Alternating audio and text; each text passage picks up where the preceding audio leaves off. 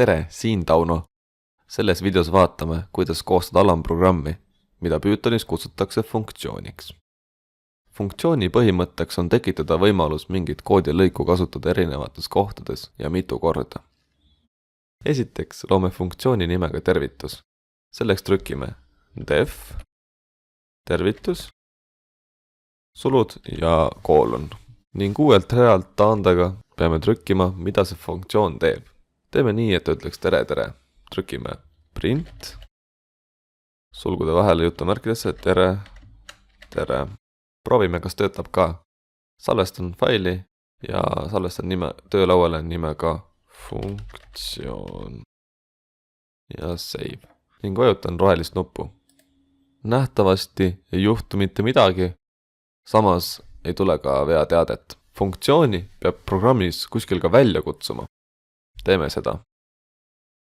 Trükime siia alla, tervitus. Ja sulud. Proovime nüüd käivitada. Ja töötabki. Siia alla, siis tuleb teade tere. Siit aga küsimus. Mis juhtub, kui me seda 2 korda välja kutsume? No proovime. Paneme siia lõppu veel korra. Tervitus. Ja sulud. Ning käivitame. Tõesti, tervitatakse 2 korda. Nii me saame seda funktsiooni kutsuda välja mitmeid kordi. Kuidas aga teha nii, et tervitatakse nimeliselt? Teeme selleks muutuja nimi. Ma kustutan siit seal ühe rea ära. Nimi võrdub ja paneme siia sõne Jaak. Ning anname selle muutuja siis funktsioonile edasi. Nimi. Proovime, kas töötab. Nagu näeme siin all, siis meile tuli veateade, et funktsioonis pole argumentidega arvestatud. Muudame siis seda funktsiooni selliselt, et oleks võimalik siia lisada ka argumenti.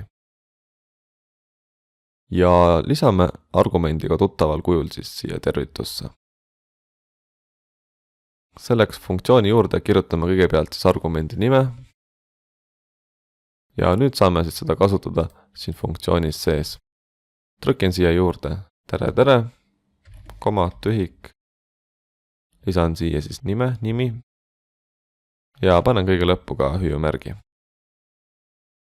Proovime nüüd käivitada. Ja töötab. Tegelikult väljastatakse siis üks sõne, mis on saadud siin liitmise teel. Selle osad on tere, koma, tühik. Teiseks muuta nimi. Selle väärtuseks on meil siis Jaak. Ja kolmandaks hüüumärk. Seda siis võime näha ka siin all tulemuses. Proovime nüüd kutsuda funktsiooni välja ka mõne teise nimega. Trükime siia nimi 2, võrdub Varmo. Ja kutsume siis selle välja samamoodi tervitus nimi 2. Muudan selle esimese muuta nime siis ümber ka nimi 1. Nüüd on meil seda funktsiooni kutsutud välja 2 korda. Ühe korra muutujaga nimi 1, mille väärtuseks on meil siis sõne Jaak. Ja teist korda muutujaga nimi 2, mille väärtuseks on sõne Varmo. Proovime, kas see töötab. Käivitan programmi. Ja tõesti. Tulemuses näeme tere Jaak ja tere Varmo. Paneme tähele, et funktsiooni definitsioon on alati alguses.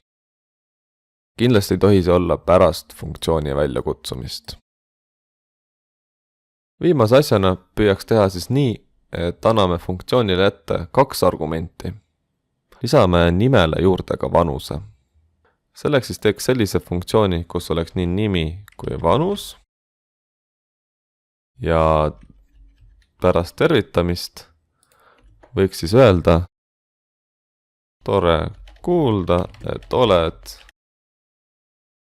Ja siia paneme siis vanuse. Ja siia siis aastat vana. Siin aga tuleb olla ettevaatlik. Kuna vanus on arv, siis tuleks see siin väljastamisel teisendada ka sõneks. Selleks on meil siis selline funktsioon nagu str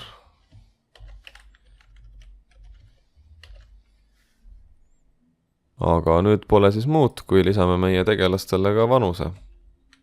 Vanus 1 võrdub 29 ja näiteks vanus 2 võrdub 27.